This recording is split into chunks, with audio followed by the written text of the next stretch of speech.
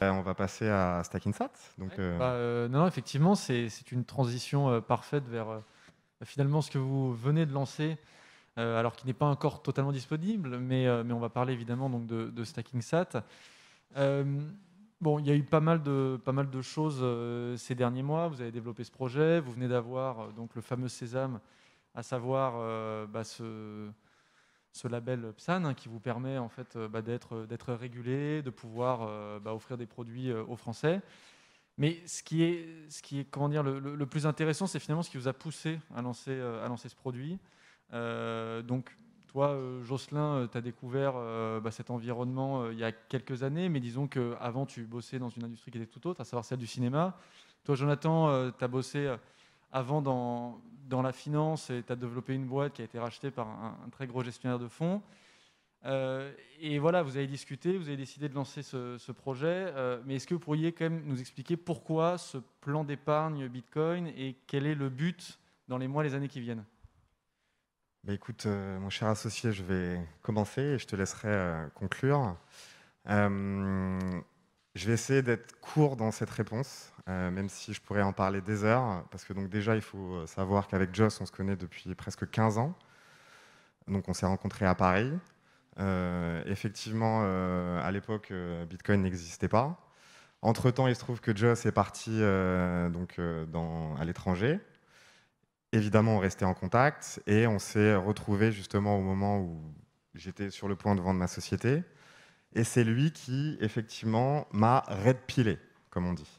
Donc d'ailleurs, je ne sais pas si vous avez vu, mais dans vos tote bags, vous avez une petite boîte avec l'effigie de Morpheus. J'espère que vous avez tous vu Matrix, avec la pilule rouge ou la pilule bleue. Et ben, c'est exactement ce qu'a fait Joss avec moi.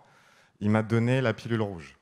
Parce qu'effectivement, moi, évoluant dans un monde financier très standardisé, j'ai bossé pendant plusieurs années à la Société Générale en salle des marchés. Pour moi, Bitcoin, comme beaucoup, en fait, c'était quelque chose bah, de bizarre, de réservé au cypherpunk. Donc, effectivement, j'avais plutôt une mauvaise image de Bitcoin. Et effectivement, en discutant avec Joss, j'ai réalisé que c'était une industrie, un écosystème passionnant et surtout quelque chose qui peut vraiment être un game changer pour l'avenir. Donc maintenant, comment est-ce qu'on est arrivé à créer cette société? Au début, moi, j'étais clairement dans l'industrie blockchain. Alors, effectivement, ce mot-là ne veut strictement rien dire en soi. Sauf que effectivement, les médias, les corporates et beaucoup d'acteurs où il y a énormément de conflits d'intérêts, je ne citerai pas IBM par exemple, effectivement, ont énormément contribué au développement de ce mot et qui a été largement repris par la presse. Effectivement, moi, avec ma naïveté de financier, je découvrais un petit peu cet environnement et volontairement, j'ai voulu étudier différents protocoles, différentes boîtes, parce qu'il se trouve qu'après la vente de ma boîte, j'étais business angel. Donc je regardais beaucoup de sociétés pour potentiellement investir en tant que business angel. Et clairement, je me suis rendu compte que les cas d'usage, pour ne pas dire autre chose, n'étaient pas du tout réalistes. En tout cas, la mise en œuvre pratique de ces différents cas d'usage était beaucoup trop lointaine. Et finalement, avec Joss, donc on s'est... parce que lui, du coup, a toujours été maximaliste Bitcoin. Donc moi, effectivement, j'avais ce côté blockchain. Mais au fur et à mesure du temps et des semaines, je me suis rendu compte que Bitcoin était clairement la seule crypto à avoir du potentiel. Aujourd'hui, je peux vous garantir que dans 20 ans, Bitcoin existera toujours. Garantir, évidemment, je ne mettrai pas non plus ma vie en jeu sur ce sujet-là. Mais en tout cas, c'est clairement quelque chose qui, une vraie conviction chez Stackinsat. La question, c'est la réserve de valeur. Et donc ça, du coup, Pierre Rochard, à l'instant, il vient de vous dire pour quelles raisons Bitcoin est d'abord une réserve de valeur avant de devenir un moyen de paiement. Donc, pourquoi est-ce qu'on a créé le plan épargne Bitcoin? C'est tout simplement pour prendre le premier cas d'usage de Bitcoin, qui est celui de la réserve de valeur, et celui qui va vous permettre d'épargner sur Bitcoin, sur du long terme, StackInsat se positionne vraiment comme une société à l'opposé des plateformes de trading. On est vraiment sur une épargne de bon père de famille pour un horizon de placement d'au moins 5 ans. Alors, je ne sais pas si je réponds un petit peu à ta question, Raph, et je ne sais pas si, Joss, tu veux ajouter des points, mais voilà un petit peu la genèse du projet, et voilà comment est-ce qu'on est arrivé là. Et oui, donc très important aussi, donc ça c'est symbolique, la société a été créée le 3 janvier 2020, qui est vraiment une date extraordinaire pour Bitcoin, parce que c'est le 3 janvier 2009 a été miné le premier Bitcoin. Donc voilà, c'est tout un symbole.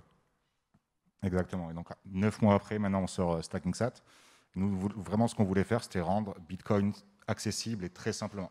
Parce qu'il y a Bitcoin, apparemment, il y a comment dire, il y a des préjugés comme quoi Bitcoin est très compliqué à utiliser. En fait, si on sait écrire 12 ou 24 mots et les garder en sécurité, prendre une photo d'un QR code et copier-coller une adresse, on sait utiliser Bitcoin. Ce qui est difficile, c'est comment acquérir du Bitcoin. Aller sur une plateforme d'échange, passer un ordre, il y a des boutons qui clignotent de partout, c'est très dangereux. Enfin, c'est ça qui rebute au début. Donc, Jonathan avait l'habitude des salles de marché, moi j'avais plutôt l'habitude des salles de cinéma. Et donc on a essayé de simplifier, justement, de prendre ses connaissances financières, et moi mes non-connaissances justement financières, ou en tout cas de toute la technicité, pour faire un produit simple, accessible facilement, pour tous ceux qui ont un wallet Bitcoin puissent acquérir du Bitcoin sans avoir à passer par une place de marché. Et surtout après, la grosse chose qu'on voulait pousser, c'était vraiment le DCA, donc l'achat récurrent.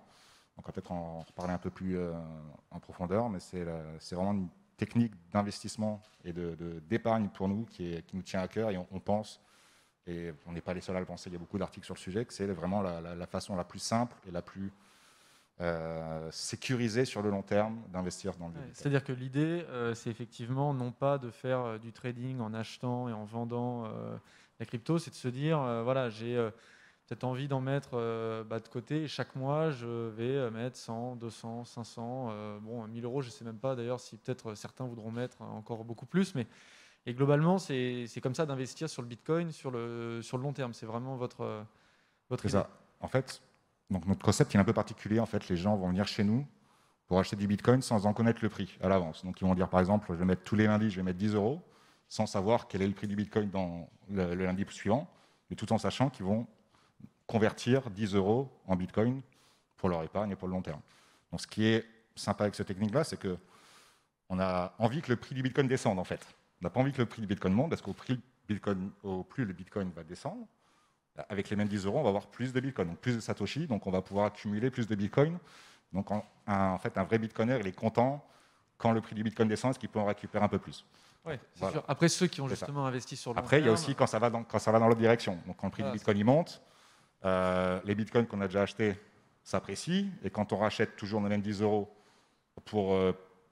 quand le prix a monté, la moyenne d'achat reste toujours basse. Donc quelque part, on est toujours un peu gagnant-gagnant sur une technique de long terme, donc sur les 2 ans, 3 ans, 4 ans. C'est la façon la plus simple, voilà, de s'exposer sur le Bitcoin. Et finalement, votre pari, c'est quoi? C'est de réussir à fédérer une communauté, parce que bon, on sait qu'il y a quand même pas mal d'exchanges qui existent déjà. Pour ma part, j'en ai déjà essayé. Je les trouve quand même plutôt efficaces, sans être extraordinaires. Vous, votre idée, c'est quoi? C'est finalement un produit assez simple, donc compréhensible de tous. C'est du bouche à oreille. C'est jouer sur un peu la dimension. On est français. Voilà, on va aller toucher toute la communauté française. C'est quoi votre approche à ce niveau-là? Pareil, je pourrais en répondre pendant 10 minutes à cette question. Nous, encore une fois, le premier use case, c'est l'aspect réserve de valeur de Bitcoin. Mais nous, en fait, en tant que maximalistes, on a énormément d'ambition sur Bitcoin, notamment à travers le Lightning Network.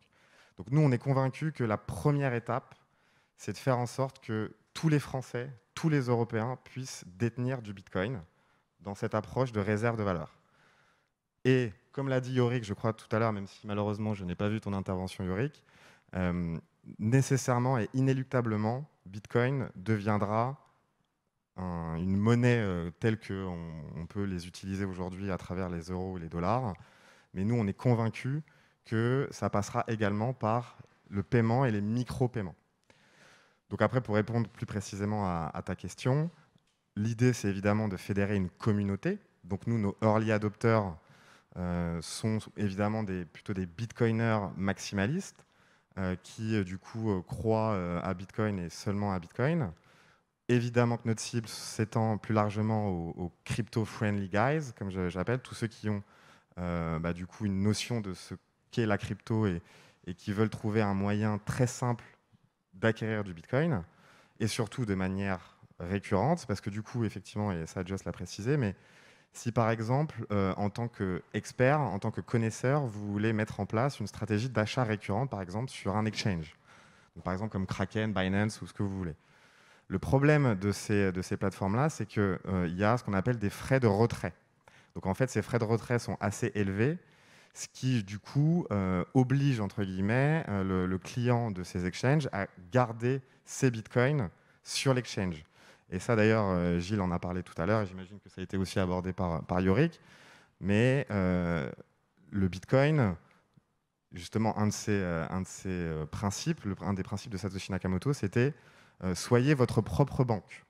Donc il faut pousser les gens à faire en sorte qu'ils détiennent eux-mêmes leurs bitcoins et qu'ils ne les confient pas à des tiers qui pourraient potentiellement subir des attaques. Et donc, Et là, pour le coup, avec votre système, ce sont quand même vos clients qui détiendront leur bitcoin. exactement. Donc nous, on a mis en place une solution de livraison. Donc en fait, c'est un Vous outil. pourriez un peu développer justement cet aspect? Bien sûr, bien sûr. En fait, c'est extrêmement simple. Donc vous arrivez sur stackinsat.com, on vous demande votre mail, un onboarding très simple, sachant qu'on a réussi à négocier avec l'AMF que cet onboarding, que ce processus d'inscription se fasse sans KYC. Merci à mes avocats ici présents dans la pièce, pour faire en sorte de fluidifier ce parcours de souscription. Une fois que vous avez créé votre compte, vous mettez un montant et une fréquence. Donc ce montant est à partir de 10 €. La fréquence, elle est soit hebdomadaire ou mensuelle. Ensuite, il suffit d'indiquer une adresse de réception Bitcoin. Donc il est nécessaire, pour utiliser les services de Stackinsat, de détenir un wallet Bitcoin. Donc nous, on vous conseille évidemment d'utiliser des hardware wallets. Donc par exemple, des Ledger Nano X que nous faisons gagner d'ailleurs dans un cadre d'un jeu concours qui sera remis tout à l'heure, tout simplement pour sécuriser les bitcoins. Une fois qu'on a cette adresse, il vous faut tout simplement aller sur votre banque et mettre en place un virement récurrent. Et là, on est dans une logique de setup and forget. Vous mettez en place votre plan épargne bitcoin et vous attendez que ça tourne dans une logique à long terme pour utiliser finalement le premier cas d'usage de bitcoin qui est la réserve de valeur. Et alors justement, tu disais que Jocelyn t'avait convaincu que bon, Bitcoin était l'absolu. Justement, Jocelyn, est-ce que vous envisagez peut-être à l'avenir de ne pas seulement offrir ce service sur le Bitcoin, mais peut-être sur d'autres cryptos? Non. Non, mais je vous pose la question. Nous, on est là pour faire un produit d'épargne, donc proposer une solution pour que dans 10 ans, vous puissiez toujours bénéficier de vos bitcoins. Il n'y a aucune crypto-monnaie aujourd'hui où on peut dire dans 10 ans, on va toujours exister. La seule où on a le plus de conviction, c'est Bitcoin. Donc on ne va pas proposer un produit d'épargne long terme sur un shitcoin exotique ou n'importe quelle crypto-monnaie qui en existe des milliers et des milliers. Nous, on est vraiment sur du Bitcoin. C'est le numéro 1, c'est celui qui a monté tout l'écosystème. Sans Bitcoin, il n'y aurait pas d'exchange. Donc, il n'y aurait pas d'exchange pour que n'importe quelle crypto-monnaie puisse arriver à avoir une espèce de valeur. C'est vraiment Bitcoin qui a tout créé. Il a encore quasiment 60% de dominance sur tout le marché crypto. Enfin, Bitcoin, pour l'instant, il est indétrônable et on est certain que c'est celui-là qui va rester pour des années et des années. D'accord, pardon, mais donc si à la limite, vous n'envisagez pas d'élargir les services à d'autres cryptos, en revanche, et je saisis la balle au bon, quand tout à l'heure, Jonathan, tu parlais de finalement, bon, d'abord, on va permettre d'épargner et après, peut-être permettre de payer parce qu'on croit au Lightning, ce serait finalement quoi, le next step, c'est à ce niveau-là ou... Ah, la next step, elle est clairement à ce niveau-là, même si on a une roadmap. Si tu voyais la roadmap, Raphaël, ce serait à en vomir. Mais effectivement, l'objectif, c'est que d'ici 3, 5, 10 ans, parce qu'effectivement, on n'a pas une boule de cristal, donc on ne sait pas lire l'avenir, nous, en tout cas, on va travailler, nos équipes de R&D vont travailler à fond sur Lightning. Après, évidemment, on est des entrepreneurs, on est des businessmen, on va suivre l'évolution du marché. Évidemment qu'on va intégrer certainement d'autres features, enfin d'autres fonctionnalités, pardon. Parce qu'aujourd'hui, comme tu le disais, on ne fait que de la livraison. Donc, c'est-à-dire demain, si toi tu es client chez moi, tu ne vas que pouvoir acheter. Si tu veux récupérer des euros aujourd'hui, je ne sais pas faire.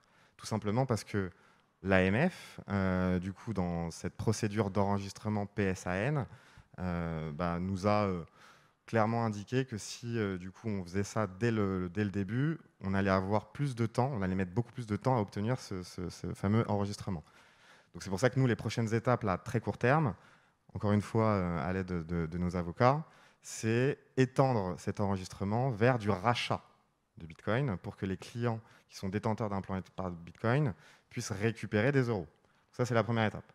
Ensuite, on va pouvoir, vu que nous, notre objectif, c'est de faire en sorte que les gens et le maximum de gens puissent détenir du Bitcoin, nécessairement, ça va passer par une fonctionnalité de conservation. Parce que je vois ma mère, par exemple, si je lui dis « Maman, je te livre des Bitcoins sur ton wallet », elle ne va pas être bien. Donc elle va dire « Ouh là là, mais moi je ne comprends pas, ça me fait trop peur, etc. » Donc elle, en revanche, elle va être capable de payer un service supplémentaire pour me dire « Ok, je te confie mes Bitcoins », et c'est là où du coup on va chercher nécessairement un statut, on va étendre le statut PSAN qu'on a vers de la custody. Après le Lightning, c'est une stratégie à long terme. Clairement, on est convaincu de ce truc-là. Et d'ailleurs, la BPI aussi, à travers un investissement qu'ils ont fait dans A5 notamment. Donc on va travailler aussi, j'espère, avec eux pour travailler sur cette technologie qui a un potentiel énorme. Et juste pour répondre aussi à la question que tu as posée à Joss, par exemple, la deuxième crypto-monnaie la plus populaire aujourd'hui, c'est Ethereum. Ethereum, potentiellement, est en train de vivre un chamboulement majeur qui devrait arriver prochainement, on ne sait pas quand d'ailleurs. Mais là, aujourd'hui, le protocole de sécurisation est celui du Proof of Work, donc la preuve de travail exactement comme Bitcoin aujourd'hui. Et demain, on ne sait pas quand, on va passer sur du Proof of Stake. Et ce basculement peut avoir un effet majeur et potentiellement, si quelque chose se passe mal, Ethereum peut valoir 0 € demain, pour cette raison-là. Donc nous, comme le disait Joss, vu qu'on est dans une logique d'épargne à long terme, de réserve de valeur, ce serait inconscient de notre part de proposer ça à nos clients. Et donc là, je cite Ethereum, qui est la deuxième crypto-monnaie la plus populaire. Voilà. Non, mais merci. Avant de prendre les questions de la salle ou les questions en ligne, tout bêtement, quand est-ce qu'on pourra, tester le produit ? Eh bien, tu peux tester le produit tout de suite. Tu peux sortir ton téléphone. On est live depuis hier. D'ailleurs, on a eu énormément de clients pour cette première journée d'ouverture. Donc aujourd'hui, effectivement, la fonctionnalité d'achat de Bitcoin récurrente est opérationnelle.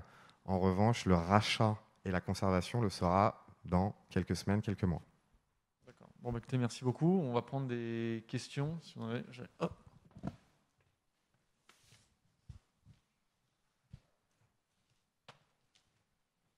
Merci. J'ai 3 questions. La première, c'est donc vous avez indiqué que, donc il y a les 1,5% de frais pour l'achat, mais ensuite, donc est-ce que c'est Stack Inside qui prend en charge en totalité les frais de transaction pour la transmission des bitcoins sur l'adresse du client? Mince, j'en ai oublié une. Ensuite, où est-ce que vous vous basez pour les prix, pour estimer le prix du bitcoin? Si j'ai bien compris, en gros, on fait le virement se fait depuis la banque vers Stack Inside. Ensuite, Stack Inside, à réception du virement, fait l'achat. Et donc, quel est l'indice de prix utilisé pour connaître le prix du bitcoin à l'instant T, quoi? Alors, pour ce qui est des frais de livraison, ce qu'on fait, nous, c'est qu'on groupe toutes les livraisons de la journée pour réduire au maximum les frais. Donc, pour l'instant, on vient de commencer, donc on n'a pas énormément de clients. Donc, pour l'instant, on prend à notre charge les frais de livraison, les frais de minage. Donc, ce sont les frais que l'on paye aux mineurs pour que la transaction soit validée. Nous, ce qu'on va faire, c'est qu'on va, pour l'instant, les prendre à notre charge pour notre offre de lancement, on va dire. À terme, ce sera les clients, donc jusqu'à la fin de l'année. L'année prochaine, les clients vont être facturés les frais de minage. Sachant que nous, donc, déjà, on groupe les transactions pour réduire au maximum les frais de transaction. Et aussi, vu que nos clients, ils ont un objectif long terme d'épargne, ils n'ont pas besoin immédiatement de leur Bitcoin, on réduit nos frais de transaction au maximum pour justement impacter le moins possible l'épargne de nos clients. Et après, pour ce qui est de comment on se livre, en fait, nous, on vend directement les bitcoins que l'on possède. C'est-à-dire, on ne prend pas votre argent pour acheter des bitcoins et pour les livrer. Donc du coup, en fait, on vous vend les bitcoins. Dès qu'on réceptionne l'argent, il y a un prix qui est... on achète en fait des bitcoins en amont, on vous livre les nôtres, parce qu'en fait, il y a plusieurs plateformes, donc on a plusieurs réserves, on va dire, en euros, en bitcoin, et on fait une espèce de balancement de réserves. Donc c'est un système assez complexe. Mais au final, dès qu'on reçoit votre argent, on va vous envoyer nos bitcoins, et on va, avec votre argent, racheter d'autres bitcoins pour pouvoir après repasser d'un vase à l'autre. C'est à peu près comme ça que ça marche. On a reçu une question concernant, encore une fois, le prix finalement des bitcoins que vous allez livrer. À quel moment vous allez justement fixer et garantir le prix de ce bitcoin? C'est vrai qu'on a des exchanges où il y a peu de transparence sur la fixation du prix. Pour ne pas les nommer, voilà, quelques grosses plateformes ont connu, non pas des scandales, mais quelques affaires qui ont pu entacher leur image. À ce niveau-là, voilà, une fois comment vous déterminez précisément le prix du Bitcoin et à quel moment le client va être en fait sûr que le prix affiché est le bon? Le prix du Bitcoin, c'est le prix au moment où on fait la transaction justement de rachat de Bitcoin.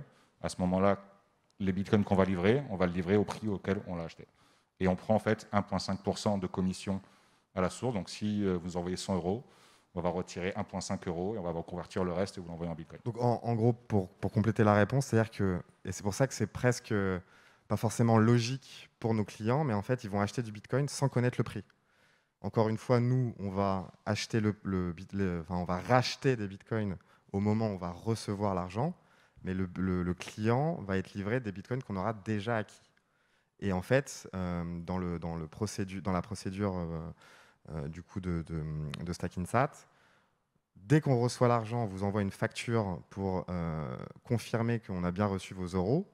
Et une fois que la transaction est réalisée, on va vous envoyer un email récap où vous aurez le prix du Bitcoin. Donc vous pourrez évidemment constater sur Kraken ou sur n'importe quel autre exchange le prix et voir la variation. Mais en fait, nous, on achète directement au prix du marché. Yes. Juste une précision, c'est quoi votre référent pour déterminer le prix? Vous faites une moyenne de différents exchanges ou vous prenez Kraken ou... On prend Kraken. Kraken. Okay. Même si je tiens aussi à préciser que dans une logique de simplification de notre enregistrement PSAN, on a voulu travailler avec un exchange déjà notoirement connu, qui du coup était régulé dans son pays, surtout que là, je ne sais pas si vous avez vu une grosse news qui est tombée il y a une dizaine de jours, Kraken a obtenu une licence bancaire aux US qui est extraordinaire. Donc nous, c'était indispensable, même pour rassurer le régulateur français, de travailler avec un acteur de premier plan qui du coup a une histoire très longue et surtout qui est un des seuls exchanges à ne jamais avoir eu de hack. Donc ça, c'était très très important pour nous. Une autre question par là. Vous avez parlé de la technique, la méthode d'ICA, donc d'achat planifié, programmé. Quand on achète du Bitcoin, on a souvent l'impression de l'acheter au meilleur moment. Qu'est-ce qui fait que le fait de le séparer dans le temps est plus avantageux ou intéressant d'un point de vue rationnel? Je vais répondre à cette question parce qu'elle est magistrale. Du coup, Pierre, est-ce que toi, tu sais quel est le meilleur moment pour acheter du Bitcoin? Je te retourne une question en fait. Personne ne sait quel est le meilleur moment pour acheter du Bitcoin. Celui qui prétend le savoir, eh ben, franchement, j'ai envie de te dire, monte un fonds d'investissement et je suis demain client chez toi.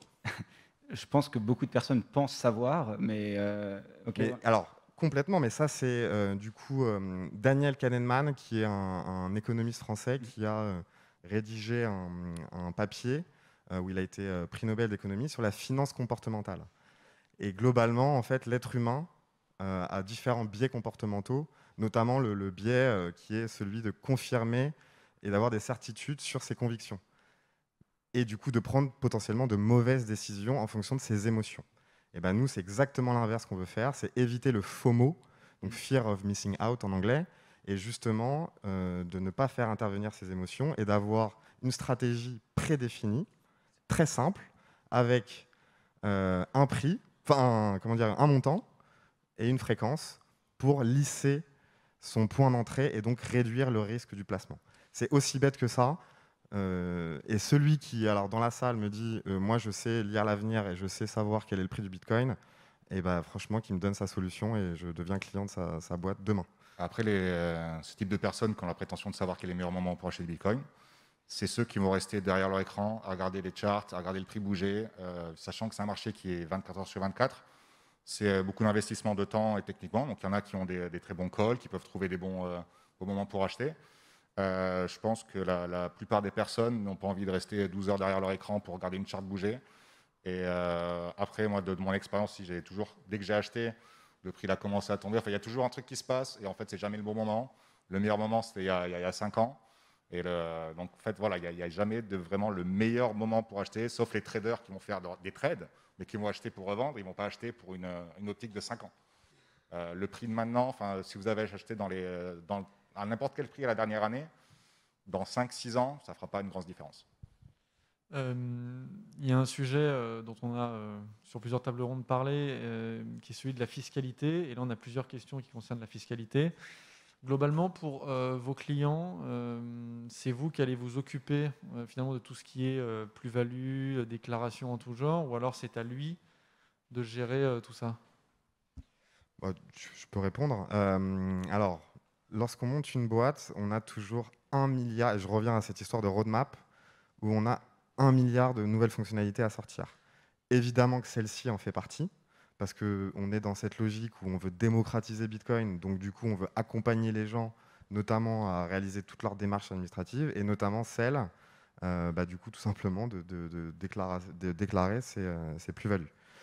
Clairement, nous, ce n'est pas notre core business. Donc ça, en fait, jamais nous, on va développer un truc dédié à ça, surtout que la fiscalité française est une usine à gaz. Donc on va certainement s'appuyer sur des partenaires dont c'est la compétence pour proposer ça nativement dans notre outil. Évidemment qu'on le fera. Après, de là à vous dire quand, ça, j'en sais rien. Mais ça paraît... et d'ailleurs, en fait, on le saura au moment où nos clients nous le demanderont. Parce que ça aussi, ce qui est très important quand on monte une startup, c'est d'être customer-centric, centré sur le besoin du client. Si on voit que 80% de nos clients nous disent écoutez les gars, on a envie d'avoir une solution qui nous permet de déclarer nos plus-values sur nos cryptos, et bien on le fera demain. C'est tout simplement suivre le besoin du client. Après, là, la fiscalité pour nous va être assez simple, pour nos clients. On ne fait que leur vendre du Bitcoin. On convertit les euros en Bitcoin, ce n'est pas un événement taxable. L'événement taxable, c'est quand on reconvertit en euros. À partir du moment où on va proposer le rachat, ça sera très simple de faire combien on vous a vendu de Bitcoin, à quel prix, et combien on vous a racheté. On fait la différence et c'est 30%. Donc la déclaration est quand même assez simple pour notre service. Après, nous, on n'a pas vocation à faire la fiscalité de toute votre crypto. Nous, on va vous dire qu'est-ce que vous avez acheté chez nous, qu'est-ce qu'on vous a vendu. À partir de là, on va donner un récapitulatif à la fin de l'année. Et ça s'arrêtera à peu près là. C'est la première phase assez simple, on va dire. D'accord, merci. Peut-être d'autres questions? Je vais voir.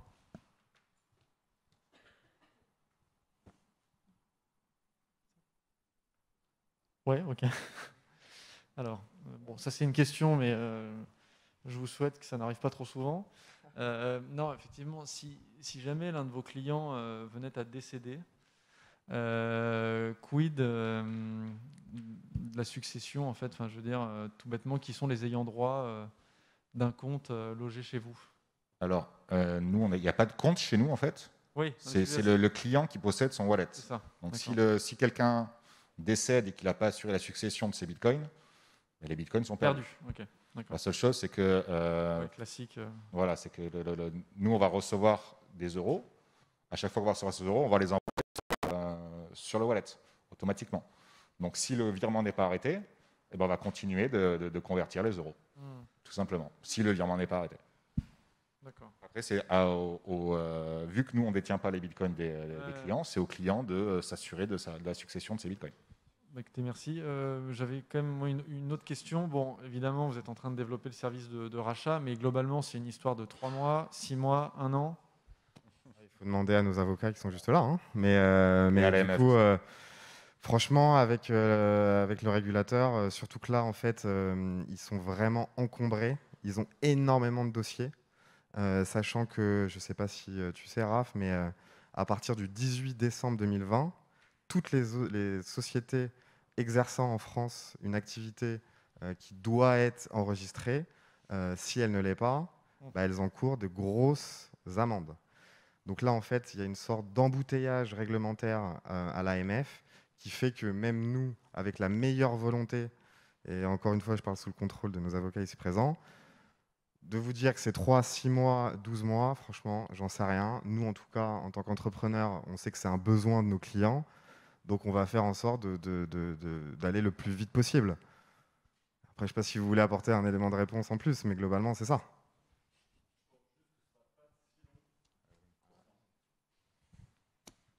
Je pense que étendre l'agrément, l'enregistrement à d'autres activités, ce sera évidemment moins long que le demander, et surtout que vous étiez quand même dans les premiers, donc ça a été particulièrement long, comme pour toutes les procédures qui démarrent, quoi. Super. D'autres questions? On peut en prendre une dernière? La troisième question est revenue. Ça concerne la livraison des bitcoins à la fin. Donc on sait que pour une question de privacy, il vaut mieux éviter de réutiliser une adresse plus d'une fois. Comment ça se passe? Est-ce qu'on vous fournit une clé publique étendue? Ou dans un premier temps, est-ce que ça sera une seule clé? Est-ce que ça sera une liste de clés? Voilà. Très bonne question. Alors la XPub, ça a été un grand débat. Ça a été un sujet entre nous. Parce qu'en fait, il y a des avantages et des inconvénients. Celui qui sait utiliser sa XPub va devoir créer un nouveau wallet. Alors attends, déjà peut-être définis ce que c'est une XPub, parce que du coup tout le monde... Donc, une clé publique étendue, la XPub, c'est une adresse qui permet de dériver toutes les adresses d'un porte-monnaie. Donc c'est un peu la source qui permet de générer toutes les adresses qu'un porte-monnaie peut générer. Donc ça veut dire que si on a cette information-là, on peut voir toutes les adresses que le client a générées dans sa vie, que le wallet a généré. Donc niveau vie privée, c'est pas génial.